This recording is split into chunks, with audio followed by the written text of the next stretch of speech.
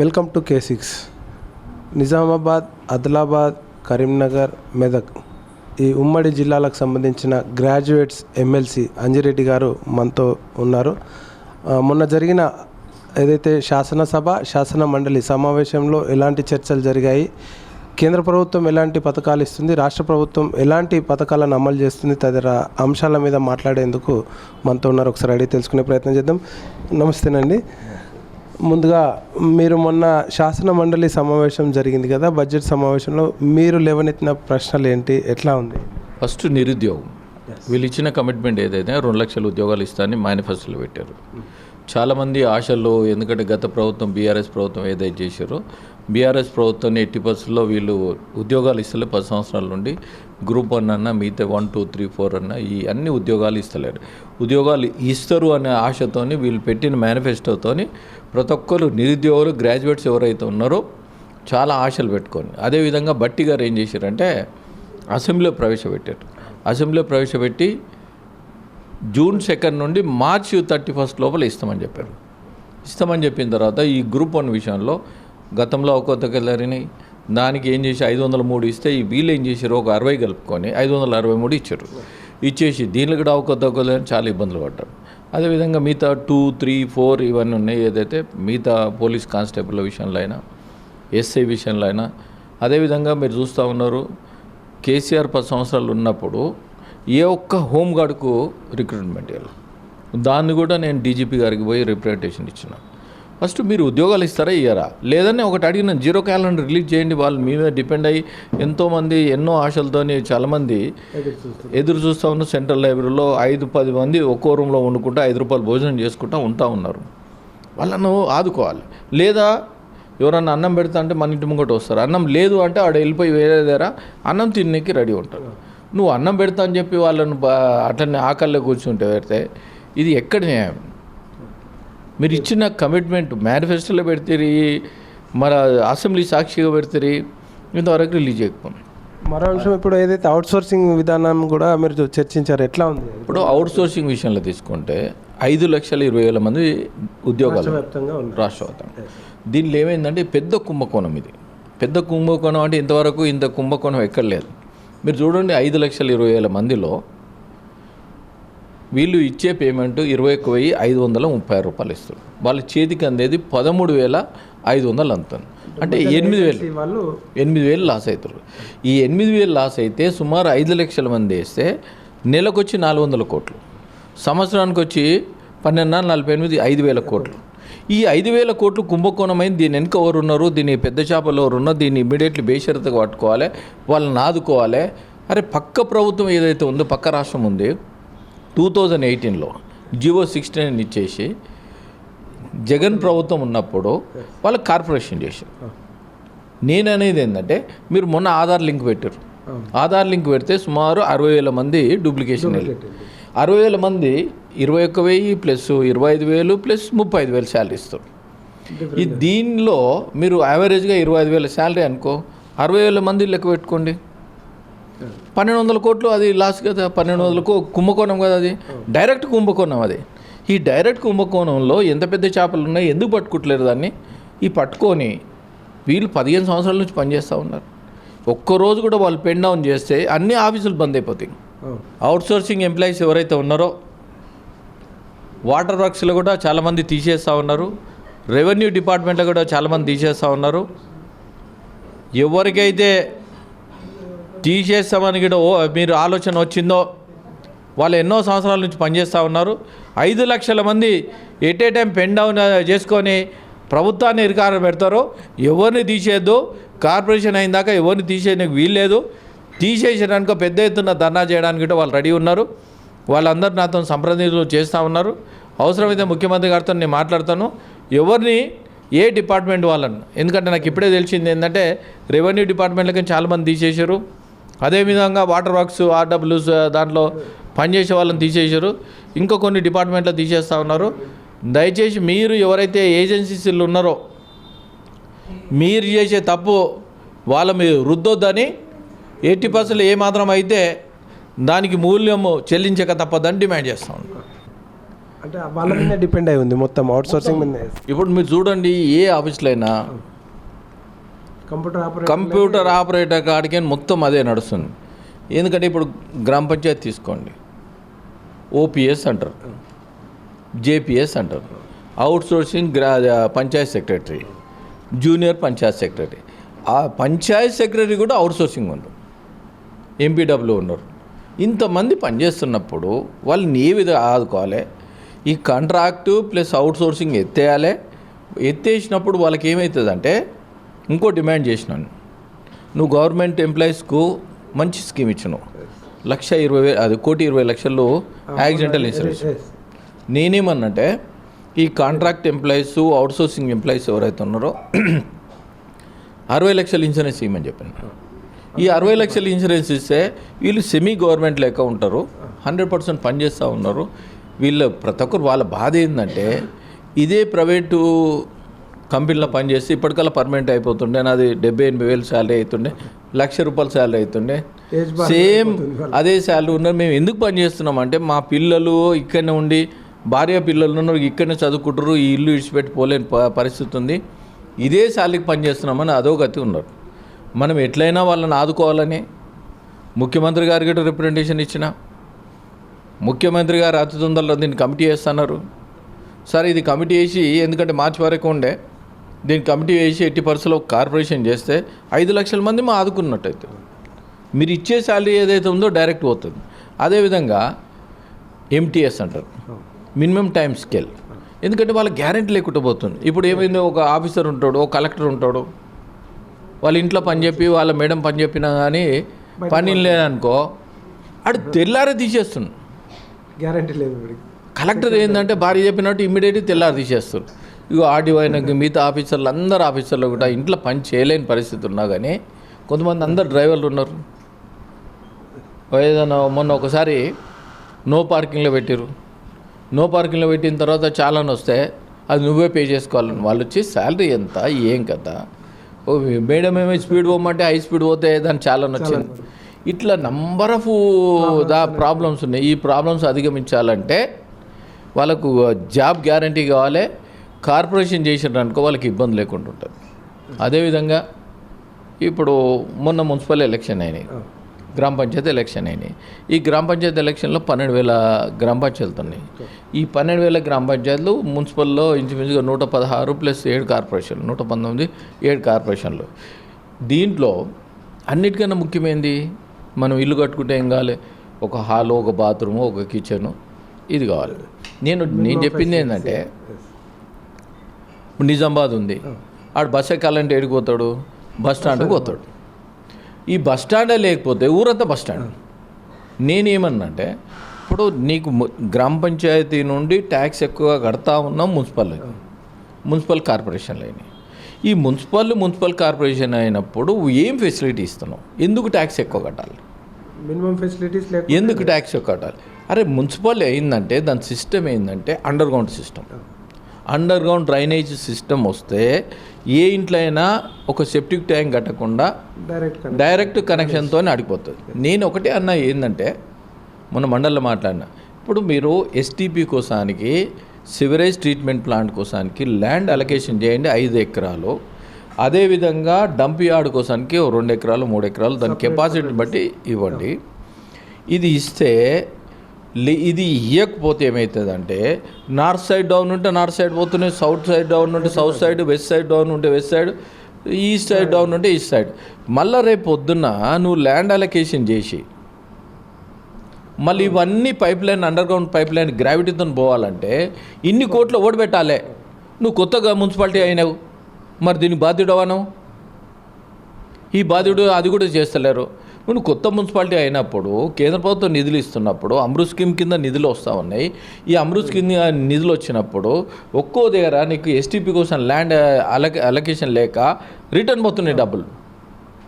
దీన్ని బేషరతుగా నేను అందుకోసం చెప్పిన, ప్రతి మున్సిపాలిటీ చైర్మన్లు ఎవరైతే ఉన్నారో, మున్సిపల్ కౌన్సిలర్లు ఎవరైతే ఉన్నారో, అదేవిధంగా కార్పొరేషన్ చైర్మన్లు ఎవరైతే ఉన్నారో, కార్పొరేటర్లు ఎవరైతే ఉన్నారో, దయచేసి మీరు ఆలోచన చేసి, మీరు అందరు తీర్మానం చేసి, మాకు ల్యాండ్ అలొకేషన్ కావాలి ఎస్టీపీ కోసానికి, డంప్ యార్డ్ కోసానికి ల్యాండ్ అలొకేషన్ కావాలి. ఈ డంప్ యార్డ్ విషయంలో తీసుకుంటే కేంద్ర ప్రభుత్వము పర్ టన్ను 1500 రూపాయలు ఇస్తూ ఉన్నది. దీన్ని పవర్ యూటిలైజ్ చేసుకోవచ్చు, సాగ్రిగేషన్ చెత్త చేయొచ్చు.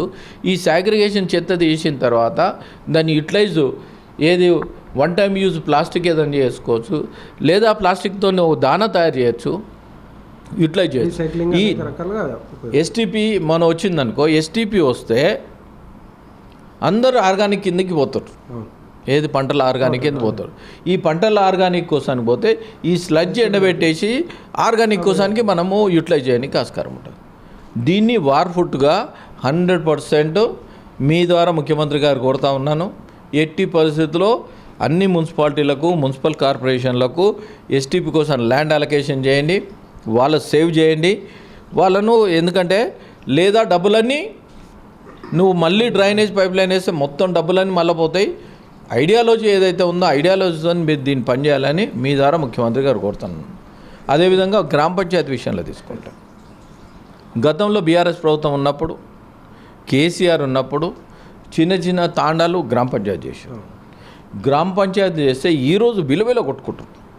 వాళ్ళకి ఇన్కమ్ లేక వాళ్ళకు చాలా ఇబ్బంది పడుతూ ఉన్నారు. ఇబ్బంది పడుతున్నప్పుడు ఒక గ్రామ పంచాయతీ అయితే దానికి సంబంధించిన పంచాయత్ సెక్రటరీ అయినా, కారోబార్ అయినా, ఎంపీడబ్ల్యూస్ అన్నా, అదేవిధంగా గతంలో వీళ్ళు ఏం చేశారంటే ప్రతి గ్రామ పంచాయతీకి ట్రాక్టర్ ఇప్పించారు. ఈ ట్రాక్టర్ ఇన్స్టాల్మెంట్ కట్టలేని పరిస్థితి, సీజ్ కూడా చేసేది చాలా చోట్ల కట్టలేని పరిస్థితి ఉంది. దాన్ని ట్యాక్స్ కట్టాలి, ఇన్సూరెన్స్ కట్టాలి, డ్రైవర్కి పేమెంట్ చేయాలి. మినిమం డ్రైవర్ పేమెంట్ చేయాలంటే 20,000 ట్రాక్టర్ డ్రైవర్ లైసెన్స్ ఉన్నాడు. లైసెన్స్ లేనోడు చేసిండనుకో, ఎవరైతే పంచాయత్ సెక్రటరీ ఉంటో వాని మీద పడుతుంది. వాళ్ళ మీద పడ్డప్పుడు ఎవరు పే చేయాలి? Who is the bear the amount? దాన్ని అందుకోసానికి నేను ఏంటంటున్నా, ఎట్టి పరిస్థితుల్లో మొన్న కూడా సీతక్క గారితో మాట్లాడినా, మండలిలో మాట్లాడినాను. ఈ 1000 లోపల ఉన్న పంచాయతీలు ఏవైతే ఉన్నాయో డైరెక్ట్ మన రాష్ట్ర ప్రభుత్వం నుంచి శాలరీస్ ఇవ్వాలి. వాళ్ళు ఎవరైతే పనిచేస్తూ ఉన్నారో వాళ్ళను డైరెక్ట్ మీరు శాలరీస్ ఇవ్వండి. అదేవిధంగా ప్రతి గ్రామ పంచాయతీలో పనిచేసే వాళ్ళు ఆ ఊర్లో వాళ్ళు దళిత వర్గం వాళ్ళే పనిచేస్తూ ఉంటారు శానిటేషన్ వర్క్. మరి వాళ్ళ మీద ఏం ప్రేమ ఉంది వీళ్ళకు? ఇమ్మీడియట్లీ 2 సంవత్సరాలు అయింది, ఇంతవరకు ఒక్కరిని పర్మనెంట్ చేయాలని మీ ద్వారా కోరుతా ఉన్నాను. వాళ్ళందరూ ఏజ్ అయిపోతూ ఉన్నది. పర్మనెంట్ చేయండి, ఈఎస్ఐ ఇవ్వండి. ఈఎస్ఐ ఇస్తే వాళ్ళు చేస్తారు. వాళ్లకు ప్రతి ఒక్కరికి గ్రామ పంచాయతీలో పనిచేసే శానిటేషన్ వర్కర్స్ ఎవరైతే ఉన్నారో, మున్సిపల్లో పనిచేసే శానిటేషన్ వర్కర్స్ ఉన్నారో వాళ్ళకు యాక్సిడెంటల్ 20 లక్షల రూపాయలు ఇన్సూరెన్స్ చేయాలని మీ ద్వారా కోరుతా ఉన్నాను. ఎందుకంటే వాళ్ళు డ్రైనేజ్లో దిగి తీస్తూ ఉంటారు. ఒక్కో వారి గాలి ఆడక చనిపోతూ ఉంటారు చాలామంది. ఎవరు అందరు చేతులు ఎత్తేస్తారు, ఎమ్మెల్యే చేతులు వేస్తారు, ఎమ్మెల్సీ చేతులు ఎత్తేస్తారు. ఒక్కరు కూడా ఫండ్ ఇచ్చే పరిస్థితులు ఏమన్నంటే మున్సిపల్ జనరల్ ఫండ్ ఎక్కడ లేదు, గ్రామ పంచాయతీ జనరల్ ఫండ్ ఎక్కడ లేదు. మేము ఏ విధంగా ఇవ్వాలని చేతులు ఒప్పుకుంటున్నాం. అరే మీరు యాక్సిడెంటల్ ఇన్సూరెన్స్ చేయండి. యాక్సిడెంటల్ ఇన్సూరెన్స్ చేస్తే వాళ్ళ మీద డిపెండ్ అయిన ఫ్యామిలీను ఆదుకోవడానికి ఆస్కారం ఉంటుంది. ఆదుకోలేకపోతే చాలా కష్టమవుతుంది. అదేవిధంగా ఇప్పుడు ఎడ్యుకేషన్ విషయంలో 12,000 గ్రామ పంచాయతీలతో 26,000 స్కూల్స్ ఉన్నాయి. ఈ 26,000 స్కూల్లో మొన్న కరీంనగర్లో మీటింగ్ అయినప్పుడు మాట్లాడినా, సార్ మంత్రులు గారు 1,05,00,000 కార్డులు ఇచ్చినాం మనం, అదేవిధంగా 19 లక్షలు పెండింగ్ ఉన్నాయి. మరి ప్రభుత్వం నుండి లబ్ధి పొందే వాళ్ళు మీరు ఒక స్కీమ్ పెట్టండి. స్కీమ్ పెట్టేసి ఈ గవర్నమెంట్ స్కూల్లో ఎవరైతే పిల్లలు చదువుతారో వాళ్ళు అర్హులు అని పెట్టండి. అదేవిధంగా తమిళనాడు ఒక స్కీమ్ ఉంది. ఎవరైతే గవర్నమెంట్ స్కూల్లో చదువుకుంటారో రేపు పొద్దున్న గవర్నమెంట్లో జాబ్ కావాలంటే వాళ్లకు సమ్ కోటా ఇస్తారు, ప్రిఫరెన్షియల్ కోటా ఇస్తారు, స్పెషల్ కోటా ఇస్తారు. మరి అదన్నా అనౌన్స్ చేయమని చెప్తా ఉన్నాను. అదేవిధంగా ఇప్పుడు ఇంటిగ్రేటెడ్ స్కూల్స్ కడతా ఉన్నారు. అది మంచి స్కీమే. కానీ ఉన్న స్కూల్లో ఉన్న గ్రామ పంచాయతీలు ఏవైతే ఉన్నాయో, ఎక్కడైతే మనం స్కూళ్ళు దూరం పోయి మనం చదువు చెప్పలేరు, ఆడ 100 మంది పిల్లలు ఉంటే ఒక్క టీచర్ పోయి 2 టీచర్లు పోయి చదువు చెప్పగలుగుతారు. దాన్ని ఎక్కడ ఇబ్బంది లేకుండా వాళ్ళని చదివేయాలి. గతంలో ఏంటంటే ప్రజలకు పాలన ఉండే, ఇప్పుడు ప్రజల వద్దకు స్కూల్ ఉంది. ఈ స్కూల్ను ఇంతమంది 1,26,000 మంది పనిచేస్తూ ఉన్నారు. ఈ ఆకునూరు మురళి నువ్వు రిపోర్ట్ ఇచ్చారు. ఆయన రిపోర్ట్ ప్రకారమైన నువ్వు స్కూల్స్ను ఏ విధంగా చేస్తూ ఉన్నారు? అది చేస్తలేవు. అదే చేయమని నేను డిమాండ్ చేస్తూ ఉన్నాను. అదేవిధంగా దీంట్లో బడ్జెట్ విషయంలో తీసుకుంటే మీరు ఎంత బడ్జెట్ పెట్టారంటే 8.2% పెట్టారు. హెల్త్ కూడా చాలా తక్కువ బడ్జెట్ పెట్టారు. ఈ లాస్ట్కేనే 5th ప్లేస్లో ఉంది. 6th కాదు, 5th ప్లేస్లో ఉంది. నీకు హెల్త్లో కూడా సేమ్ అట్లనే ఉంది. నీకు అన్నిటికన్నా విద్య, వైద్య రంగము, వ్యవసాయ రంగం, ఈ మూడే, విద్య, వైద్యం, వ్యవసాయం, ఈ 3 రంగాలకు మరి ఏ బేస్లో మీరు పోతా ఉన్నారు? మేము ఒకటి మొన్న లక్షల మంది ఫసల్ బీమా మీతో కాదు, ఫసల్ బీమా దాన్ని ఇంప్లిమెంటేషన్ చేయండి. కేంద్ర ప్రభుత్వం ఏదైతే ఇస్తుందో ఫసల్ బీమా మనం ఇంప్లిమెంటేషన్ చేస్తే రైతులందరికీ మనం వెహికల్ ఏ విధంగా అయితే ఇన్సూరెన్స్ చేస్తున్నామో, మనకి ఏ విధంగా అయితే ఇన్సూరెన్స్ చేస్తున్నామో, ఫసల్ బీమా చేస్తే ఎప్పుడైతే వర్షం వచ్చి వనగల్ల వాన వచ్చి తుఫాన్ వచ్చి కొట్టుకుపోయినా నీకు ఇబ్బంది కాదు, రిపోర్ట్ ఇచ్చేదే ఇబ్బంది. ఆ రిపోర్ట్ ప్రకారం పోవడానికి ఆస్కారం ఉంటుంది. 100% దీన్ని ఇంప్లిమెంటేషన్ చేయాలని మండలిలో మాట్లాడినాం, అసెంబ్లీలో మాట్లాడినాం, ఎమ్మెల్సీలు అందరూ గట్టిగా మాట్లాడినాం. దానికి ఇంతవరకు జవాబు లేదు. అదేవిధంగా మొన్న నంగునూరులో ఆయిల్ ఫ్యాక్టరీ ఓపెన్ చేయడం జరిగింది. అందరూ పంట మార్పిడి అన్నారు. నేను ఒకటే చెప్పిన, నన్ను మాట్లాడనీయలేదు. టైం అయిపోయింది, సీఎం గారు టైం అయిపోయింది, నన్ను మాట్లాడనీయలేదు. మాట్లాడకపోతే మండలిలో మాట్లాడినా. తుమ్మల నాగేశ్వరరావు గారు నన్ను మాట్లాడనీయలేరు, ఇప్పుడు మాట్లాడుతున్నా వినండి అని చెప్పిన. పంట మార్పిడి అని చెప్పారు, 1% పంట మార్పిడి అన్నారు. 1% కేటాయిస్తున్నారు. మొత్తం దానికి ఎంత కేటాయించారంటే రాష్ట్రం మొత్తానికి 25 కోట్లు కేటాయించారు ఇండస్ట్రీకి పంట మార్పిడి. ఇప్పుడు వడ్లు వేసేవాళ్ళైనా లేకుంటే పత్తి వేసేవాళ్ళు అంటే మొక్కజొన్న వేసేవాళ్ళు, నేను ఒకటే చెప్పిన, వరి మీద మనకు 4 సంవత్సరాలు రైతులు పంట పండించినాక ఎంత లాభం వస్తుంది, పత్తి మీద 4 సంవత్సరాలు పంట పండించినాక ఎంత వస్తుంది, మొక్కజొన్న మీద పంట పండించినాక ఎంత వస్తుంది. దాన్ని మీరు డబ్బులు ఏమి ఇచ్చే అవసరం లేదు. వాళ్ళకు 4 సంవత్సరాలకు ఓడీ ఫెసిలిటీ ఇవ్వమన్నా. బ్యాంక్ ఓడీ ఫెసిలిటీ ఇస్తే వాళ్ళు పంట పండించిన తర్వాత ఇప్పుడు ఆయిల్ ఫామ్కు ఏదైతే పామ్ ఆయిల్ ఉందో 1 ఎకరాకు 1,20,000 వస్తుంది. 1,20,000 వచ్చిన తర్వాత ఓడీ ఫెసిలిటీ దానిలోనే అమౌంట్ వేస్తారు. దానికైనా 50% 25% మీరు పట్టుకోండి.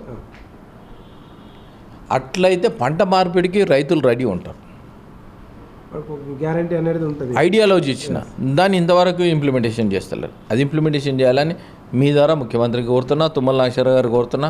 ఎందుకంటే ఒక్కసారి పంట వేసారనుకో, ఒక 10 ఎకరాలు వేసారనుకో, 4 సంవత్సరాల తర్వాత ఎవ్రీ ఇయర్ నువ్వు వాడికి పోయినా పోకున్నా 12 లక్షలు వస్తుంది.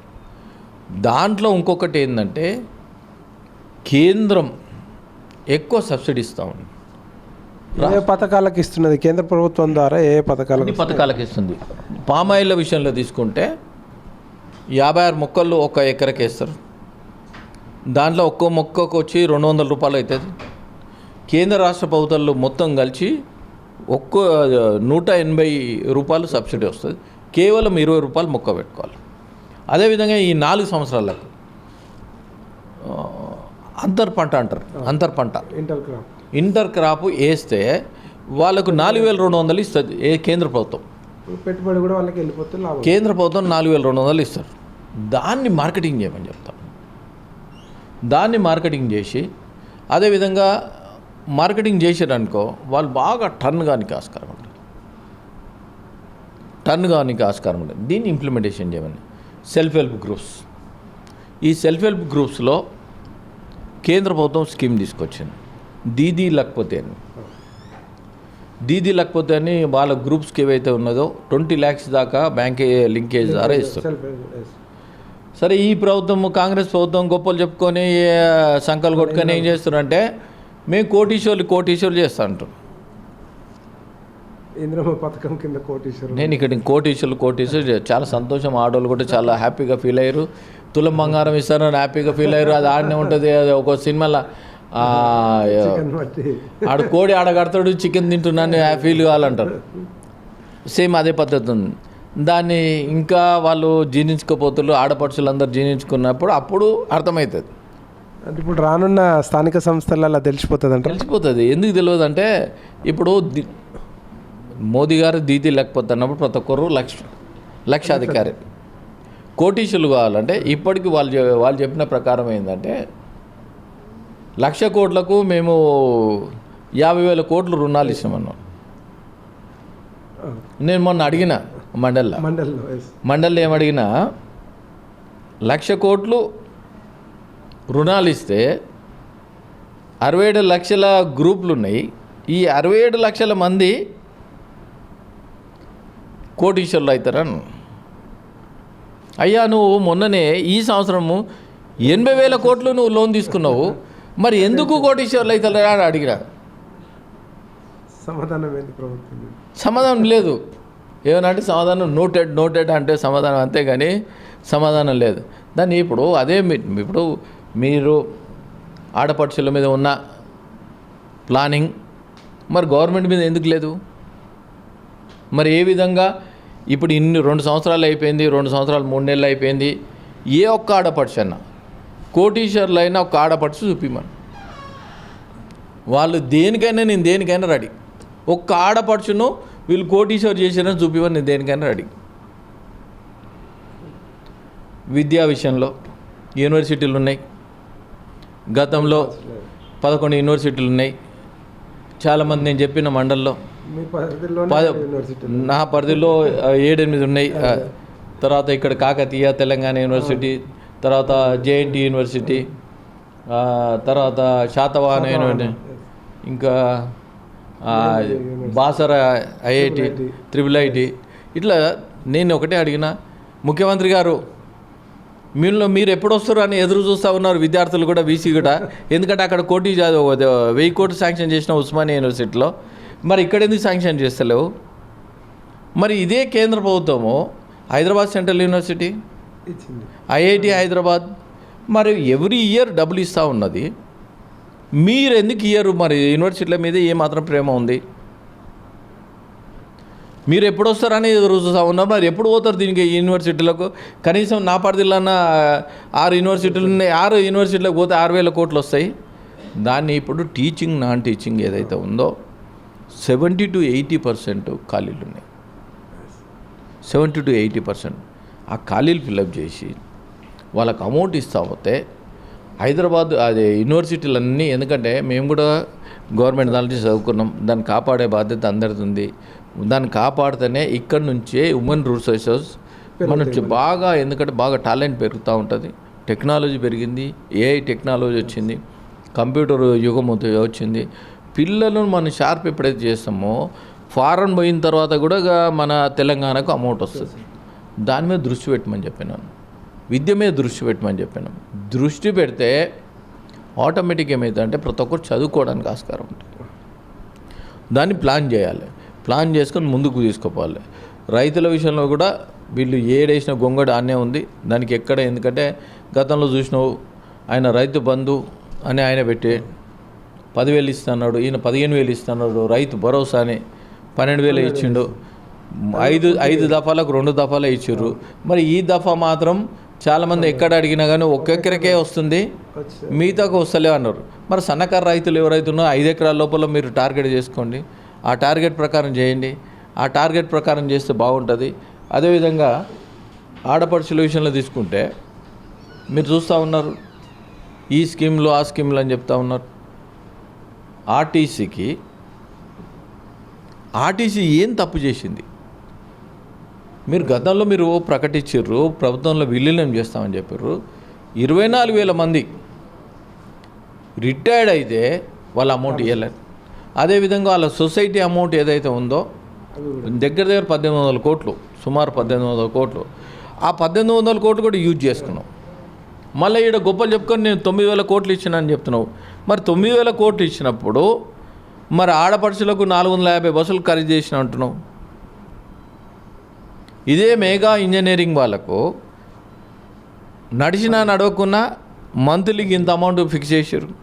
అదేవిధంగా కిలోమీటర్కి అమౌంట్ ఇంత ఫిక్స్ చేశారు.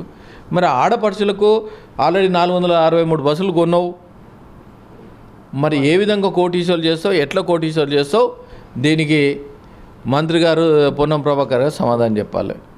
అదేవిధంగా మీరు చూస్తూ ఉన్నారు మెడికల్ విషయంలో 33 కాలేజీలు ఉన్నాయి. వీళ్ళు ఒకటే టార్గెట్ పెట్టుకోరు, 1000 మందికి ఒక బెడ్, 4 కోట్ల మంది, 44,000 బెడ్లు, 44,000 డాక్టర్స్ ఉండాలనే ప్రపోజల్లా, బెడ్స్ ఉండాలనే ప్రపోజల్లా ఇప్పుడు బెడ్స్ వచ్చినాయి, డాక్టర్స్ వస్తారు. మరి ఎక్కడ గవర్నమెంట్ కాలేజీలైనా, గవర్నమెంట్ హాస్పిటల్ అయినా, ప్రైమరీ హెల్త్ సెంటర్ అయినా, బస్సు దవాఖానా అయినా, లేకుంటే డిస్టిక్ హెల్త్ సెంటర్లు అయినా ఎందుకు మరి ఆడ జనాభా లేదు, వెకెట్ ఉన్నది. మీరు చూస్తూ ఉన్నారు అవుట్సోర్సింగ్ 73,000 మంది పనిచేస్తూ ఉన్నారు. ఇప్పుడు అంటే అఫీషియల్ కూడా డాక్టర్స్ 5,800 మంది పోస్టులు ఖాళీగా ఉన్నాయి, దాంతో వైద్యం కూడా అందలేకపోతుంది. అది చేస్తూ ఉన్నారు, అది లేదు. మొన్న అడ్వకేట్ ప్రొటెక్షన్ బిల్లు వచ్చింది. అడ్వకేట్ ప్రొటెక్షన్ బిల్లో నేను గతంలో కూడా చెప్పినాను, మండలిలో కూడా చెప్పాను. నేను ఎప్పుడైతే క్యాన్వాసింగ్ స్టార్ట్ చేసినో ప్రతి బార్ అసోసియేషన్లో మాకు అడ్వకేట్ ప్రొటెక్షన్ బిల్ కావాలి, మీరు కూడా మీ ఏజెండాలో మేము ఏజెండాలో పెట్టడం జరిగింది. బేషరతుగా వాళ్ళకి మద్దతు తెలిపినాం. దాంట్లో ఒకటి చెప్పిన నేను ఏంటంటే ఇది చాలా మంచిది. అడ్వకేట్లో 2 రకాలు ఉంటాయి, లాయర్ ఒకటి, అడ్వకేట్స్. వాళ్ళు ఎప్పుడైనా వాళ్ళ ఇంటి దగ్గర పర్సనల్గా పోలీసు వాళ్ళు డ్యూటీ వేసుకొని డ్రెస్ వేసుకుంటేనే పోలీసు డ్యూటీ, లేకపోతే కామన్ మ్యాన్ లేక వాళ్ళ ఇంటి దగ్గర గొడవ అయినప్పుడు దీన్ని యూజ్ చేయొద్దు. అదేవిధంగా అన్నిటికన్నా ముఖ్యమైందంటే కొంతమంది అడ్వకేట్స్ అంట, నాకు కొంతమంది కాంప్లైంట్ ఇవ్వడం జరిగింది. కొంతమంది అడ్వకేట్ ఎన్ఓసి ఇస్తారు. అరే నీకు ఎందుకే బాబు, నీకు ఇప్పుడు నువ్వు నచ్చలేనప్పుడు ఎన్ఓసి ఇచ్చేయాలి. నీ ఫీజు ఏదైతే మాట్లాడుకొని ఎన్ఓసి ఇవ్వండి. అట్లా ఇబ్బందులు పెట్టొద్దని కూడా చెప్పడం జరిగింది. తర్వాత ఏంటంటే మీకు యాక్చువల్లీ ఇది మంచి బిల్లు. డాక్టర్స్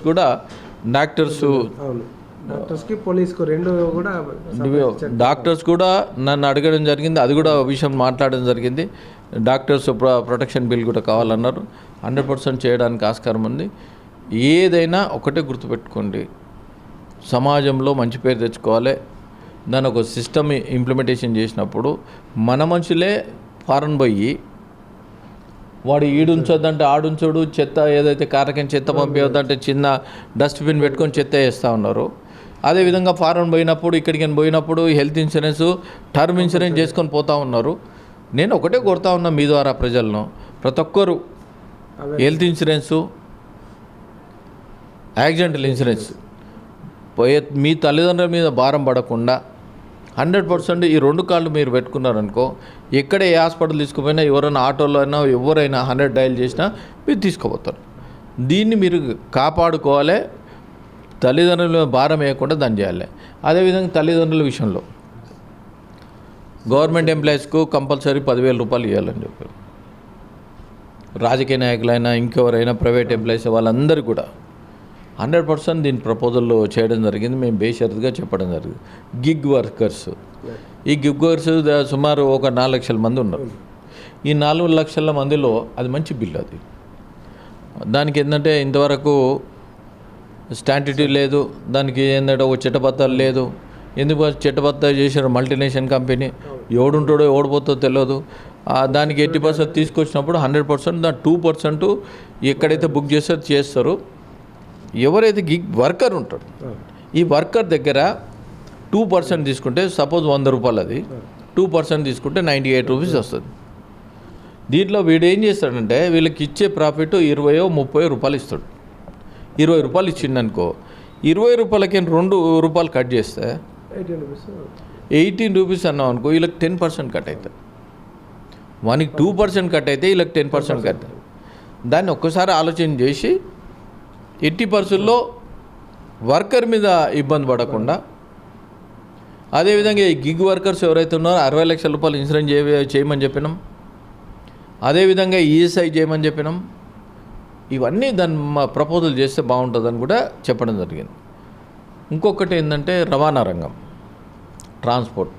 ఈ ట్రాన్స్పోర్ట్లో అన్నిటికన్నా అడ్వాన్స్ ట్యాక్స్ కట్టి రోడ్డు మీద తిరగాలంటే లారీలు 8,000 కోట్లు వస్తుంది. 8,000 కోట్లు వస్తుంది. గతంలో ఆంధ్రప్రదేశ్ ఉమ్మడి ఆంధ్రప్రదేశ్ ఉన్నప్పుడు 42 జిల్లాలు.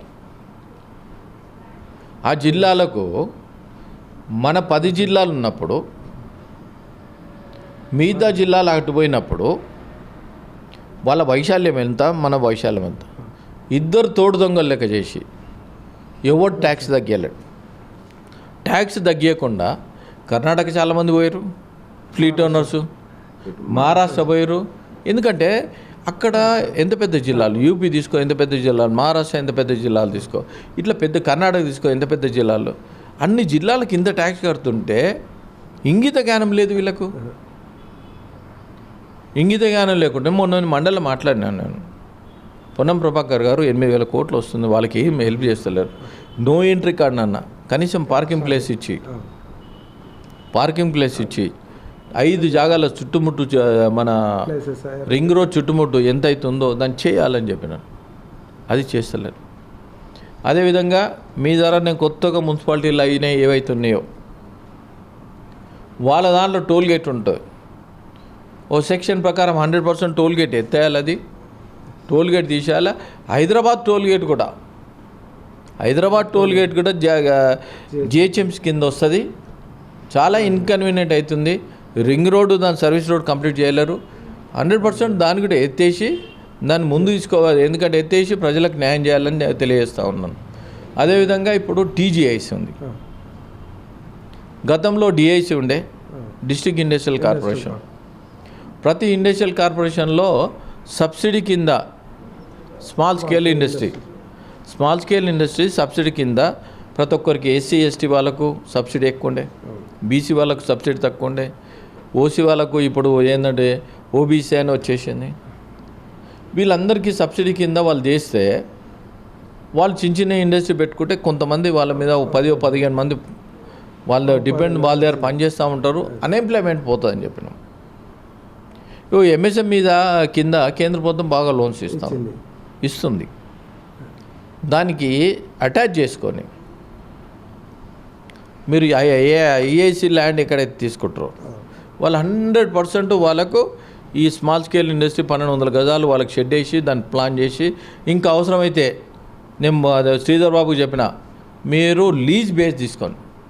ఇప్పుడు న్యాక్ సంబంధించిన భవనాలు కూడా ఉన్నాయి, వాటిని కూడా వాళ్ళు లీజ్ బేస్ తీసుకుంటే మిషనరీ కోసానికి డబ్బులు పెట్టవలసి వస్తుంది. లీజ్ బేస్ తీసుకొని మహారాష్ట్ర ఏది చేశారో ఆ విధంగా చేయాలని చెప్పిన. ఈ విధంగా చేస్తే ఇండస్ట్రీ బాగుపడుతుంది. ఇండస్ట్రీ వాళ్ళు బాగా పెట్టుబడులు వస్తాయి. చాలామంది ఇంజనీర్స్ ఉన్నారు, గ్రాడ్యుయేషన్ ఉన్నది, పోస్ట్ గ్రాడ్యుయేషన్ ఉన్నది. చిన్న ఇండస్ట్రీ పెట్టుకొని ఈ సబ్సిడీ ఏదైతే ఉందో అవైల్ చేసుకోవడానికి ఆస్కారం ఉంటుంది. అదేవిధంగా వైద్యపరంగా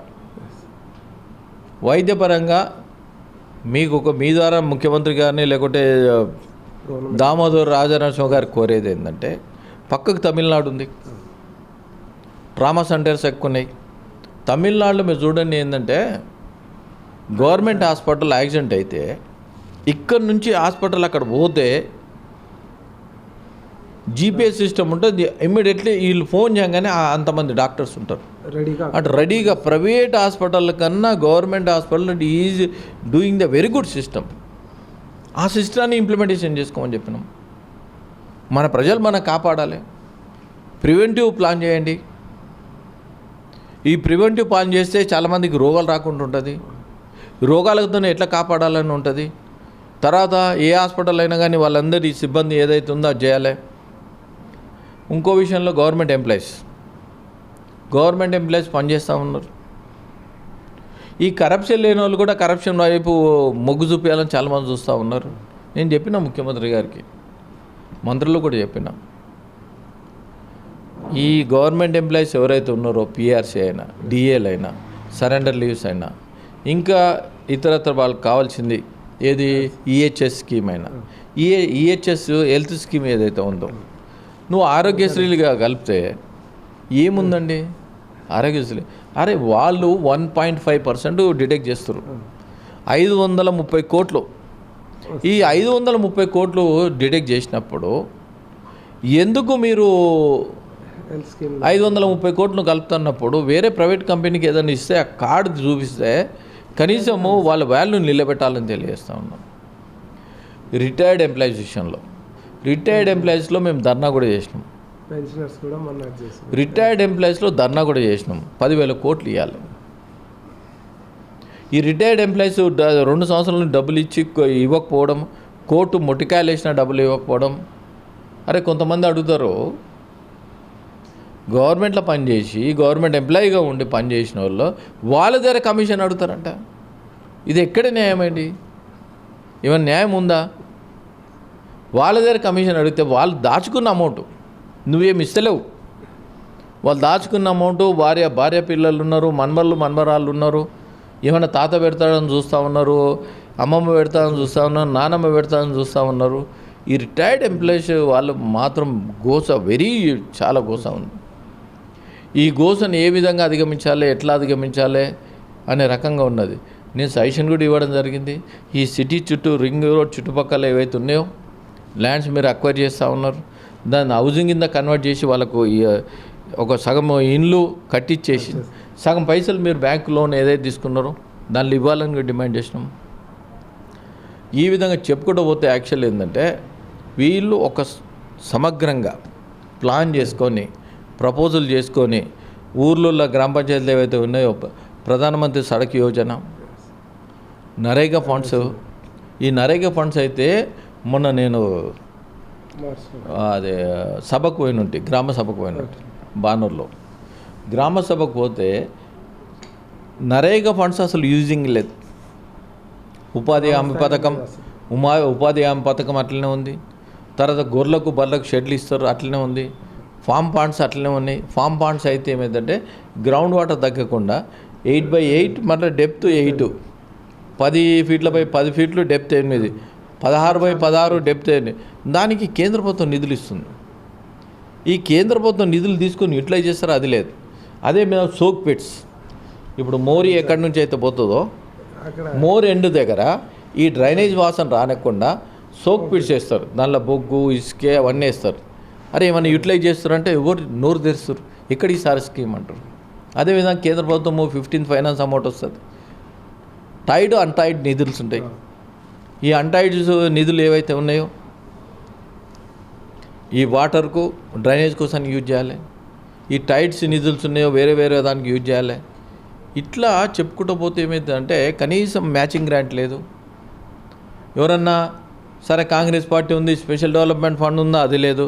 అరే మా సొంటోళ్ళకి కాన్స్టిట్యూన్సీ డెవలప్మెంట్ ఫండ్ లేదు, ఎమ్మెల్యేకు కాన్స్టిట్యూన్సీ డెవలప్మెంట్ ఫండ్ లేదు. మరి ఏం చేస్తురా మీరు అంటే ఏం లేదు, ప్రతి నెల అప్పులు తీసుకురాలే, వాళ్ళకి కట్టాలి, మేము ఇన్స్టాల్మెంట్ కట్టాలి, కాలు మీద కాలు వేసుకుని కూర్చోాలి. ఇది కాదు, ఆలోచన చేయాలి. ఇప్పుడు ప్రధానమంత్రి సడక్ యోజన కింద 4,000 కిలోమీటర్లు ఇచ్చారు గతంలో. మళ్ళీ ఇప్పుడు ఎన్నో వేల కిలోమీటర్లు ఇస్తారు. దాన్ని తీసుకోండి, ప్లాన్ చేయండి, ఏపీయండి. ఆర్ఎండి రోడ్స్ ఉన్నాయి, జెడ్పీ రోడ్స్ ఉన్నాయి. ఒక ప్లానింగ్తో ముందుకు పోతే ఏదైనా అధిగమించడానికి సాధ్యమవుతుంది. టూరిజం డిపార్ట్మెంట్, ఈ టూరిజం డిపార్ట్మెంట్ తీసుకుంటే నవ్వుతారు వాడన్నా. 1,200 కోట్లు, నేను అన్న 20,000 కోట్లు పెట్టి నేను 1,00,000 కోట్లు ఏ విధంగా దీన్ని సంపాదించాలో చెప్తాను. ఒక్కసారి టూరిజంలో మీరు చూస్తూ ఉన్నారు, సింగపూర్, థాయిలాండ్ అయినా, హాంకాంగ్ అయినా, తర్వాత మాల్దీవ్స్ అయినా, ఓన్లీ దుబాయ్ అయినా టూరిజం మీదే డిపెండ్ అయి ఉండదు. ఒక్కసారి టూరిస్ట్ ఆడికి పోతే పర్చేసింగ్ పోతే ఈ పర్చేజ్లు అయినా, ఎక్స్పెండిచర్ డీజిల్ అయినా, కార్ అయినా, పెట్రోల్ అయినా, లేకుంటే ట్రైన్లు అయినా, బస్సులు అయినా, ఎక్స్పెండిచర్ ఎంత నీకు గవర్నమెంట్ వస్తుంది. అరే ఇన్ని అడవులు ఉన్నాయి, ఇన్ని 2 నదులు ఉన్నాయి, గోదావరి నది, కృష్ణా నది, అదే గుట్టలు ఉన్నాయి. దీన్ని ఒక ఐడియాలో వస్తుంది తీసుకుంటే. జర్మనీలో నేను పోతే వాడు ఏం చేయలేడు, గుట్టకు లిఫ్ట్ పెట్టిండు, ఎయిర్పోర్ట్కి అన్ని ఆందాకి వెళ్ళిపాడు పెట్టిండు, ఆడ పోయి ఆందాకి ఎక్కాలి రావాలి. మన చిన్నగా ఉన్నప్పుడు గుట్టలు ఎక్కుతుంటే ఆ గుట్ట మీదకి. అట్లా దీన్ని టూరిజం డెవలప్ చేయాలంటే ప్రతి ఒక్క టూరిజంతో మన సిటీ ఎంతో అందంగా ఉన్నది. అన్ని యాంగులు ఉన్నాయి, ఓల్డ్ ఏంటంటే హెరిటేజ్ బిల్డింగ్స్ ఉన్నాయి. దీన్ని యూజ్ చేసుకున్న బెనిఫిట్ అవుతుంది.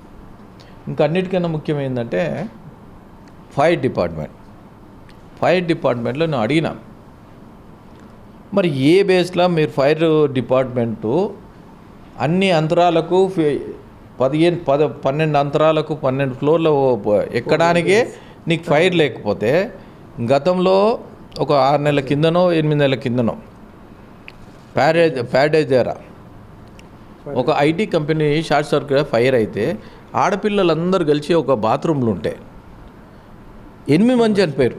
మన దగ్గర లిఫ్ట్ క్రేన్ లేదు. మరి ఇప్పుడు నువ్వు 50 ఫ్లోర్ల దాకా పర్మిషన్ ఇచ్చినావు. కేవలం 50 ఫ్లోర్ల దాకా పోవడానికి, ఫైర్కు పోవడానికి మళ్ళా వాళ్ళను లిఫ్ట్ క్రేన్ అంటారు. లిఫ్ట్ క్రేన్ ఒకటి, ఇది పై దాకా పోయి పంపింగ్ చేసేది ఒకటి.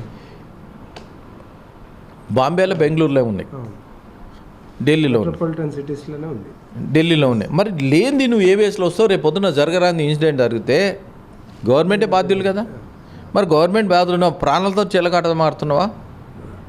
ఫైర్ ఇంజన్ సిస్టమ్ ఏంటంటే 8 నిమిషాల లోపల అడిగిపోవాలి. మరి ఎక్కడ ఫైర్ ఇంజన్లు పెట్టారు? రిస్క్ ఆపరేషన్ అనేది పూర్తి చేయాలి.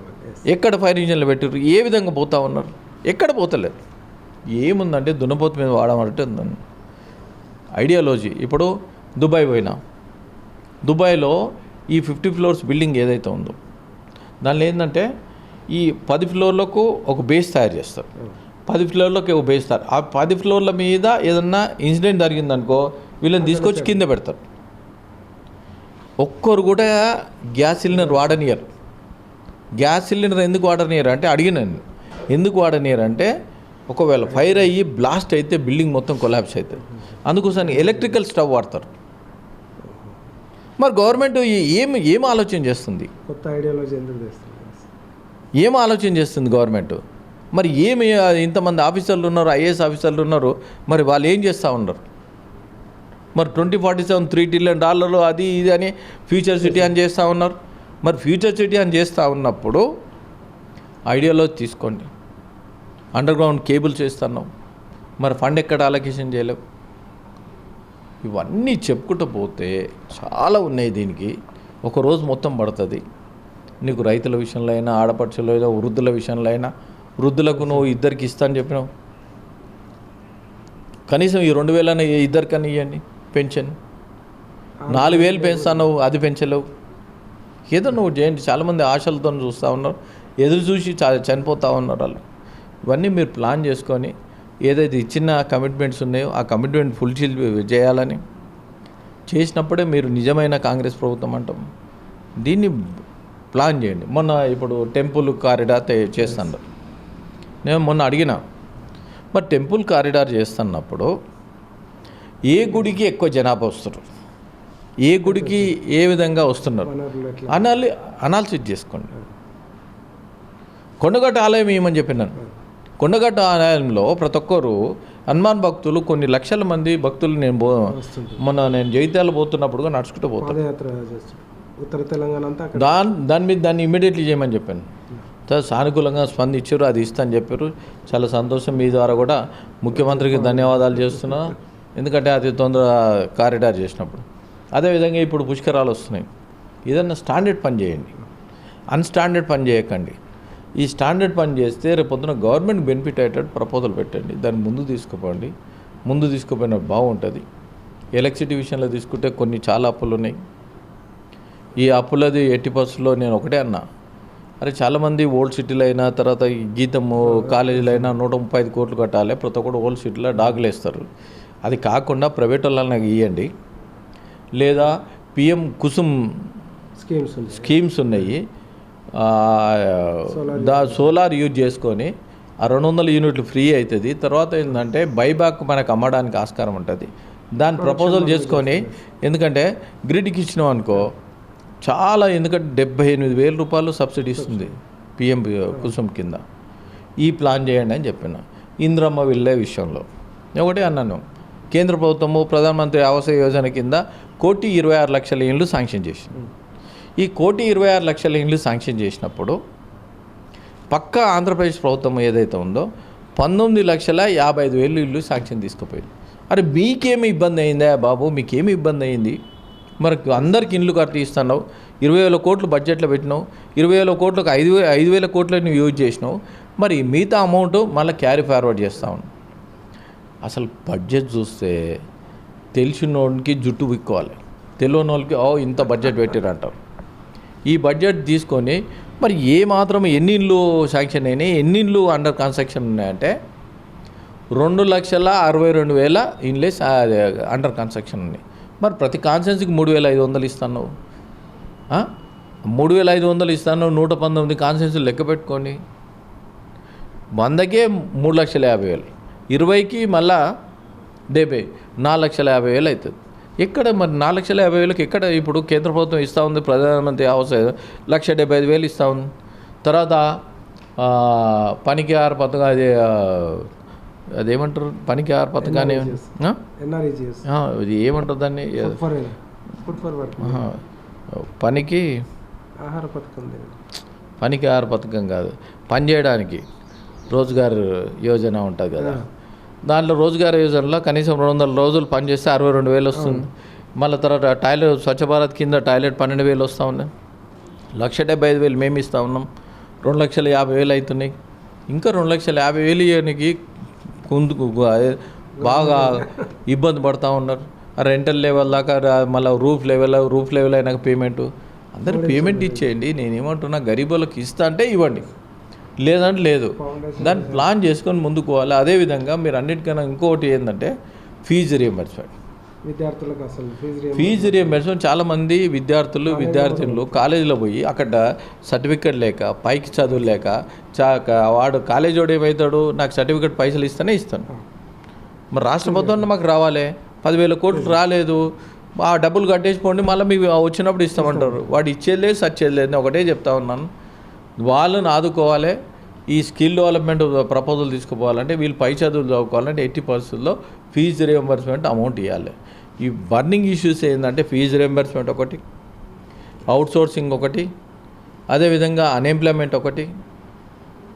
ఈ 3 చాలా ఇబ్బందులు ఉన్నాయి. తర్వాత 4వది ఏంటంటే ఈ గవర్నమెంట్ ఎంప్లాయీస్ ఎవరైతే ఉన్నారో డిఎల్ పెంచలేరు, టీఎల్ పెంచలేరు, తర్వాత మీద పిఆర్సీ లేదు, తర్వాత హెచ్ఆర్ఏ లేదు. ఇవన్నీ చాలా ఇబ్బందులు అయితే ఈ 4 ఇష్యూస్ బాగా రైతుల విషయంలో కూడా చెప్పడం జరిగింది. అన్ని విషయంలో చాలా ఒకసారి ఆలోచన చేసుకోవాలి. నేను ఒకటే చెప్తున్నా, మీ ద్వారా ప్రజలు కోరేది ఏంటంటే ఫస్ట్ మీ కాళ్ళ మీద మీరు నిలబడండి. మీ కాళ్ళ మీద మీరు నిలబడి మీరు సంపాదించుకో మొదలుపెట్టి ఎవరి మీద డిపెండ్ కాకుండా ఉన్నప్పుడే మీ సంసారం, మీ కుటుంబం బాగుపడుతుంది. మీరు నలుగురికి సాయం చేయడానికి ఆస్కారం ఉంటుంది. ఒకరి మీద డిపెండ్ అయినావు అనుకో, నీ లైఫ్లో బాగుపడవు, లైఫ్లో పైకి ఎగదవు. నువ్వు ఆలోచనతో ఏదన్నా పని చేయాలనే ఆలోచన ఉన్నప్పుడే నీ ఆలోచనతో నువ్వు బిజినెస్ చేసుకోవడానికి ఆలోచన వస్తుంది. నువ్వు చేయాలని ఒక ఇండస్ట్రీ పెట్టాలని ఆలోచన వస్తుంది. నువ్వు ఐడియాలజీతో ఇంకా ట్రేడింగ్ బిజినెస్ పెట్టుకోవాలన్న ఆలోచన వస్తుంది. దయచేసి ప్రజలారా మీ ద్వారా నేను కోరుతా ఉన్నాను. ఎందుకంటే ఇండివిజువాలిటీ అన్నిటికన్నా మోస్ట్ ఏవైతే బ్యాంక్ లోన్స్ ఇస్తూ ఉన్నది, ముద్రా లోన్ ఇస్తూ ఉన్నాం, 5 లక్షల నుంచి 20 లక్షల దాకా ముద్రా లోన్ ఇస్తాం. ఎంఎస్ఎంఈ లోన్ ఇస్తున్నాం కేంద్ర ప్రభుత్వం. అదేవిధంగా మేక్ ఇన్ ఇండియా కోసానికి లోన్స్ ఇస్తూ ఉన్నాం. అదే స్కిల్ డెవలప్మెంట్ కోసానికి స్కిల్ చేసి వాళ్ళకు లోన్స్ ఇస్తూ ఉన్నాం. అదేవిధంగా మీరు స్మాల్ స్కేల్ ఇండస్ట్రీ పెట్టినా కానీ స్మాల్ స్కేల్ ఇండస్ట్రీ పోయి మైక్రో మీడియం స్కేల్ ఇండస్ట్రీ అయిపోయింది. దాన్ని ఆలోచన చేసుకొని మీ ఐడియాలజీ థాట్ తీసుకొని ముందుకు పోయి ఏదో చిన్న బిజినెస్ పెట్టుకున్నా, ఒక ఇండస్ట్రీ పెట్టినా, లేదా ట్రేడింగ్ బిజినెస్ పెట్టినా మీరు బాగుపడతారని. ఎందుకంటే దాన్ని మీరు ఐడియాలజీ ఏంటంటే దేశానికి ఉపయోగపడుతుంది. దేశానికి ఉపయోగపడ్డప్పుడు మేక్ ఇన్ ఇండియా దాంట్లో మీరు 100%. ఎందుకంటే ఇప్పుడు అన్నిటికన్నా సెమీ కండక్టర్స్ ఎక్కువ ఉంది. ఈ సెమీ కండక్టర్స్ కోసం చిప్స్ తయారు చేయడానికి ఇప్పుడు ఇండియా మీద ఆధారపడి ఉన్నది. అదేవిధంగా మినరల్స్ మీద చాలా ఉన్నాయి. ఈ హెల్త్ మినరల్స్ కూడా చాలా ఉన్నాయి. ఈ మినరల్స్ కూడా మీరు ఆలోచన చేసుకొని టెక్నాలజీ తీసుకొని దాన్ని ముందుకు పోయినప్పుడు మనం బాగుపడడానికి ఆస్కారం ఉంటుంది. ఈ రైతుల విషయంలో కూడా తీసుకోండి. మీకు పక్కకే నది ఉన్నది, గోదావరి నది. ఈ నదితోని వాటర్ ఏ విధంగా తీసుకోవాలి, ఎట్లా మనం ముందుకు పోవాలి, ఏ విధంగా వ్యవసాయం చేస్తే బాగుంటుంది, ఈ మంచిగా హార్టికల్చర్ పంటలు కూడా పండించుకొని ముందుకు పోవాలని ప్రతి ఒక్కరికి కోరుతా ఉన్నాం. Thank you. ఎమ్మెల్సీ అంజిరెడ్డి. ఓవరాల్గా భవిష్యత్ అంతా కూడా స్కిల్ పైనే ఆధారపడి ఉంది. యువత మొత్తము స్కిల్ పెంచుకోవాలని చెప్పేసి వాళ్ళు చెప్తా ఉన్నారు. అదేవిధంగా ప్రభుత్వం ఎన్నికల్లో ఇచ్చిన హామీలు నెరవేర్చడం లేదు, పూర్తిగా విఫలమైంది అని చెప్పేసి అంజిరెడ్డి ఆరోపణ చేస్తున్నారు. ఇప్పటికైనా కానీ ఇచ్చిన హామీలు నెరవేర్చాలని తను డిమాండ్ చేస్తూ ఉన్నారు. కెమెరా పర్సన్ సందీప్తో శ్రీనివాస్, K6 న్యూస్.